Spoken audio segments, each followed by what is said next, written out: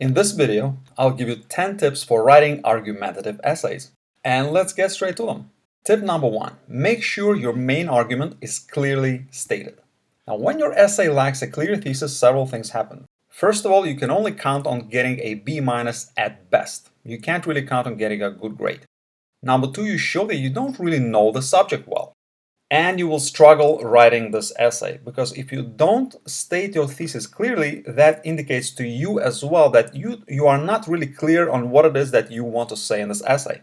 So you will be struggling. Here's an example of a fuzzy thesis statement from a real essay. Parents are the first people every person encounters as soon as he or she is born. They feed, clothe, and bathe the child. They read him bedtime stories. They play and spend time with him. These activities teach every child a lot and become the first education the child receives. Okay, this looks as if this is a good introductory paragraph. It only looks like it, but what is the real main point here? What is the real thesis? The implication kind of in the last sentence, the implication is that parents are kind of sort of maybe good teachers, or maybe they are important teachers in a child's life. But this is only an implication. This is not a really clearly stated main point. Now, let's turn it into a clear thesis statement, and let's see how this works. Parents are the most important teachers in every child's life for 3 reasons. You see, it doesn't get more clear than that. This is as clear as it gets. First, they are the earliest teachers and can influence the child when he or she is most susceptible to learning. Second, they have the most emotional control over the child. And finally, they generally care about their child more than anyone else ever would. Now, you see what happens in this thesis statement? First, we have the main point clearly stated in the first sentence. Parents are the most important teachers in every child's life. Next, we're using the power of 3 and we're giving 3 specific reasons why this is true. And compare that with the previous version. Let's compare it with this version again. Parents are the first people every person encounters as soon as he or she is born. Okay, so what? They feed, clothe, and bathe the child. My question is, so what? They read him bedtime stories. Okay, what is your point? They play and spend time with him. Okay, but where are you going with this? These activities teach every child a lot and become the first education a child receives. At best, the point here is that the parents are the first teachers. But that's it. Now, the difference here in the clear thesis statement is that the thesis is crystal clear. So my point is, make your thesis crystal clear for yourself, and then it will be crystal clear for your reader as well. And of course, it will affect your grade tremendously. All right, tip number 2, don't contradict your main point at any time. Make sure all of your content supports the thesis. Let's say that our main point is, I love apples for 3 reasons. And let's say the reasons are because apples are delicious, they are nutritious, and they are affordable. Okay, great. See, what you don't want to do, you don't want to provide an example of a type of apples that don't taste good to you in the first section about the deliciousness of apples. If your point is that you love apples for 3 reasons, then this is a glowing review for apples. And in the first section, you're talking about how apples are delicious, and that supports your point that apples are great, that you love apples. So don't add an example there of a type of apple that doesn't taste good. In section 2, don't state that apples are too high in sugar, because your point is that they're nutritious. And if they're nutritious, that supports your main point that apples are great. You see? Don't do that.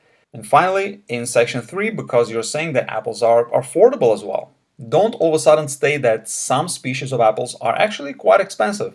Just don't do that in your essay.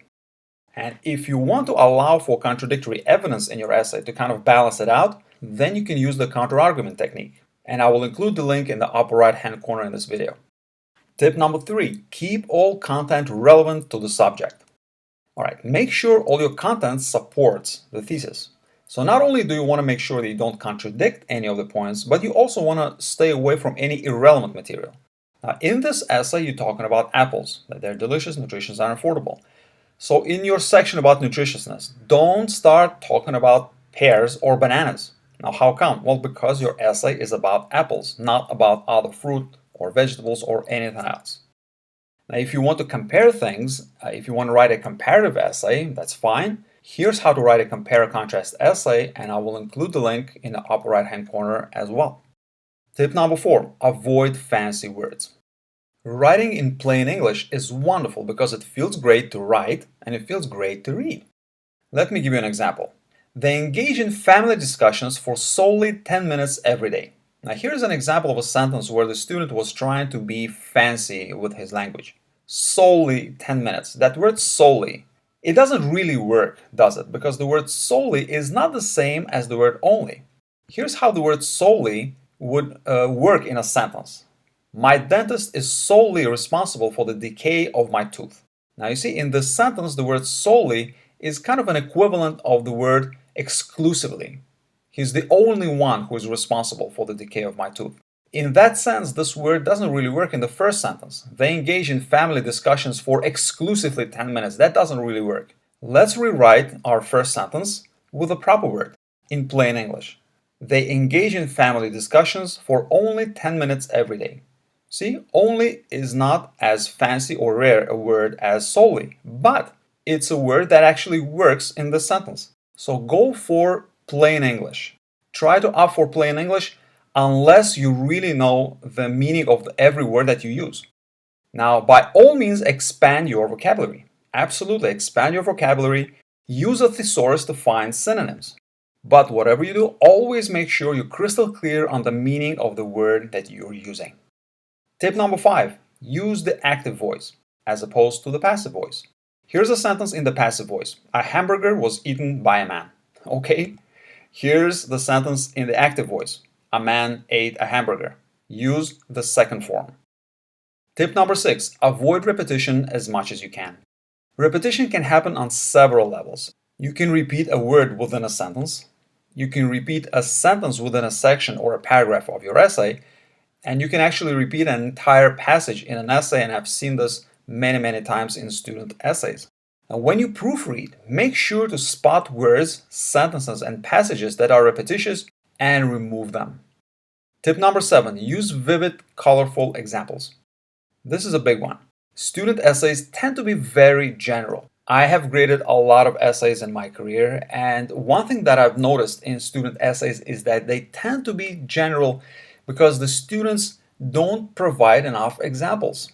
They just keep staying on a very high, very bird's eye view level and never really zoom in to provide an example. Just add examples to make your essay more interesting. Don't be afraid. Really add examples. And examples are really specific stories, and they're a great way to add words and improve quality at the same time. So really add examples. Tip number 8, don't overuse quotations. Sometimes as much as 70% of an essay can consist of quotations. So look, your professor isn't blind or stupid. They will see what you're doing. Don't do that because you are smart and talented. You have your own things to say, so say them in your own language.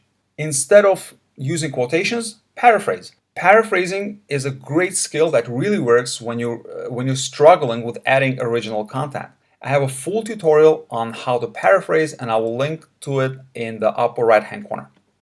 Tip number 9, don't chicken out on your stand. Okay, don't do that. Don't chicken out on your stand. It's easy to feel biased or narrow-minded when making a strong argument. However, there's nothing wrong with making a strong argument. That's exactly what you should be doing in your essay. In your essay, don't go back and say, well, you know what, yes, I've been stating this great main point, but I think, I could be wrong because after all this and that. Don't do that. Again, if you want to provide a really balanced perspective, this is fine. You can do it, and you should use the counter-argument technique. And I will include the link to a full tutorial on how to do that in the upper right-hand corner. Tip number 10, talk to your professor. Very important and so underused. You can ask your professor some of these questions. What are 2 or 3 most important things in an essay, in your opinion? Do you require that I write an introduction and a conclusion? What do you expect in a conclusion? Do you expect a simple restatement, or do you expect something else? What is the biggest no-no that could drive my grade down a lot? In other words, talk to your professor and get a feel from her of what her idea of a good essay is, and then just follow her directions. Just do what she says, and then you'll get a good grade. All right, thanks for watching. Hope this was helpful, and I'll see you in an upcoming video.